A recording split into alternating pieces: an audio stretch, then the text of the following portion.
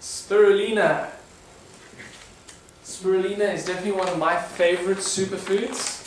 It's an ancient form of algae. This is what it looks like under a microscope. It's a spiral algae that grows in high altitude volcanic lakes.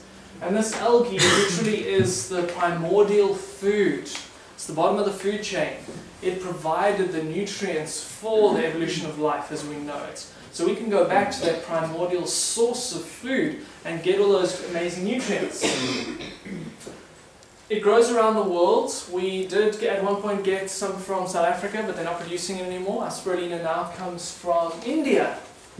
Yeah, amazing place in India that grows it, certified organic, has some of the highest certification standards that I've ever seen for any food. Truly incredible. The thing I love about spirulina is that it's probably the most mineral dense food you can take. And I know most people sell it as tablets or capsules, so you think it's a supplement, but it's actually a food. Ancient Mexico City, and their primary protein source was spirulina. That's what they ate as food. You know, we get it today in a dried out form, so we have it more as a supplement, but it's actually a food. So as a protein source, you're looking at around 65% protein by weight, making it the highest protein food, containing food on the planet. So if you're worried about protein, spirulina. Definitely get it from spirulina. Sorry, in reference to spirulina, it's something I heard, maybe people should be getting off synthetic hormones, but apparently it blocks the effectiveness of the contraceptive pill. But I don't know how true that is. Look, I mean, the abuse on women through that particular pill is so radical, it gets me really worked up. Yeah. Well, no, for sure. But I mean, at the same time, it's something people don't know, and then if they kind of, you know. Technically, any really strong nutritional food will do it, because it's really working by interfering with the body's natural systems. So if you're supporting your body's natural systems, any interference is going to be less. So, you know, if you're on anything, any pharmaceutical of any kind, nutrient-dense foods can and will interfere with it. Because it is trying to bring you towards balance, whereas the other thing is taking you away from balance. You know, so they're working in different directions. People must just be aware of it. You know, like often people say to me, geez, what about like warfarin? I'm on blood thinners. If I take like spirulina or cacao, which thins your blood, like is that dangerous? I'm like, it could be. You must make sure it's not, you know, test your blood for sure. Because this is going to support you naturally to where you want to go. If you're using a chemical, you may just go too far. Definitely something to be aware of. Thank you for that point. This is a mineral diagram. You normally find these on food packaging, and it is just a breakdown of some of the major minerals found in the food. Now this is for 3 grams of spirulina. Most food analyses are done for about 100 grams of the food, because if you do anything less, it'll be like 0.0 something or other. Now there's very little in food today, at least. But if you look at spirulina, 3 key nutrients: iron, manganese and chromium have over 20% of your recommended daily intake in only 3 grams. I mean, that is like radical.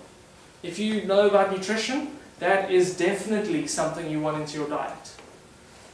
So it's a mineral food. It's like a mineral supplement. If you're suffering from iron anemia, spirulina, that's where you get the iron from.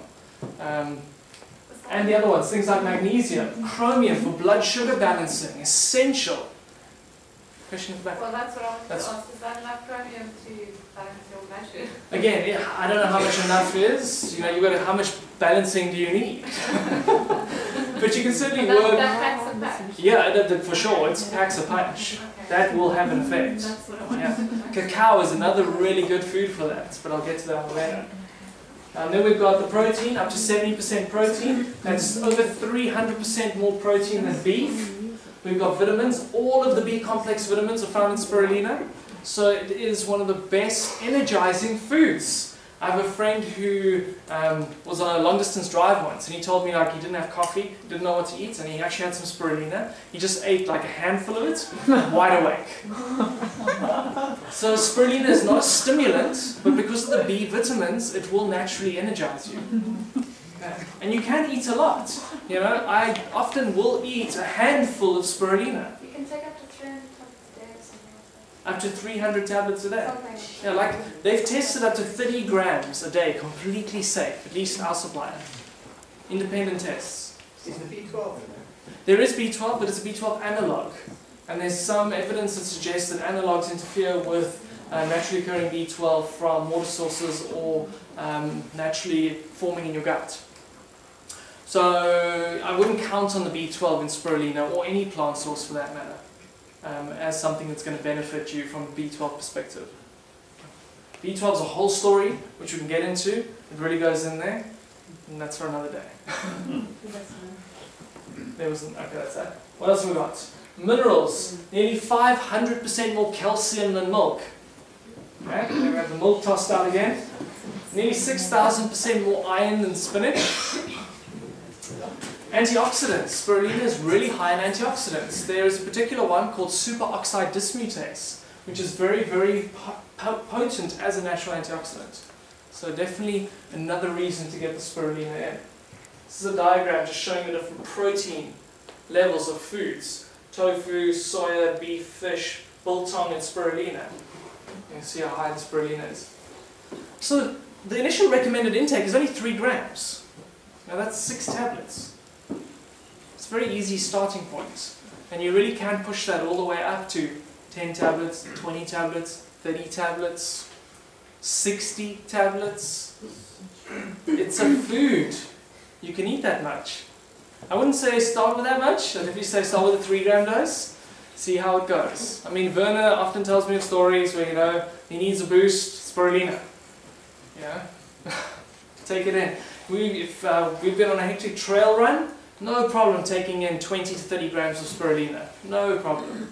The most amazing thing after a workout, because it's also an alkalizing green food. So it's protein that realkalizes your body. Okay, moving right along. Next one.